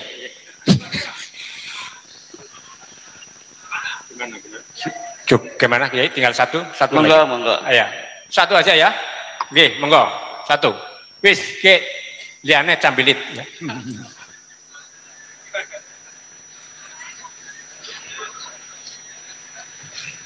Ya. Nama? Ya. Assalamualaikum warahmatullahi wabarakatuh. Nama saya Nurholis dari Kebumen. Kurang lebihnya berjarak dengan rumahnya Bapak Dawamuddin itu 6 kilo. Tahu Pak di mana Pak? Di Widoro Pak. Terima kasih yang saya hormati Bapak Kiai Haji Imaduddin Al-Bantani yang saya hormati. Dumateng sedaya para kiai, para alim ulama yang betul sangat kula sebut setunggal-tunggal mereka harimipun yang saya kula hormati. Pada dasarnya di sini adalah hukumnya hukum alam, sebab dan akibat. Kalau menurut saya, akibat dari Bapak mengkaji nasab, muncullah permasalahan-permasalahan seperti ini. Pertanyaannya adalah, ada dua pertanyaan yang saya harus tanyakan. Ketika kami mencintai apa yang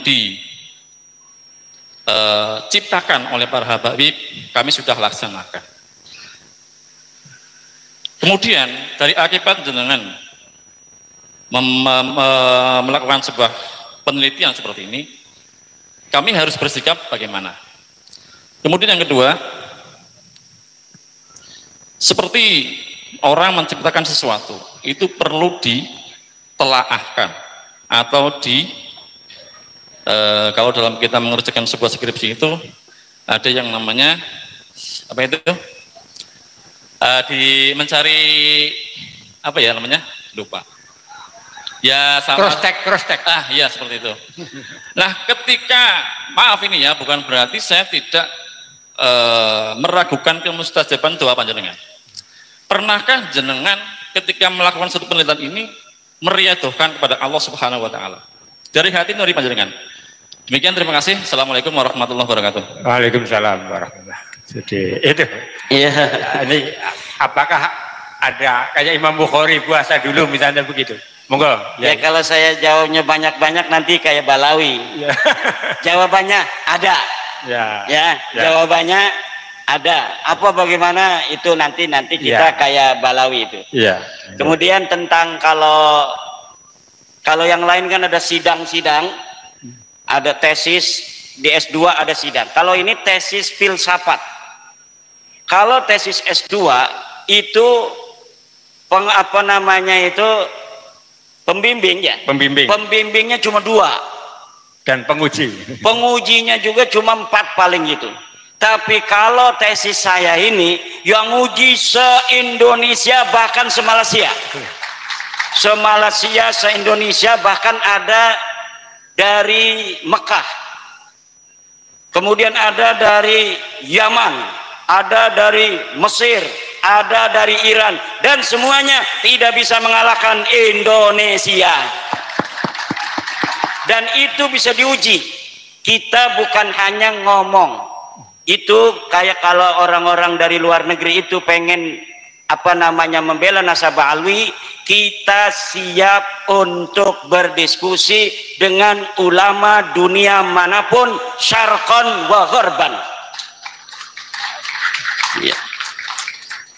Demikian. Ya, intinya Kiai Imad siap debat dengan ulama sedunia dari ujung barat sampai ujung timur.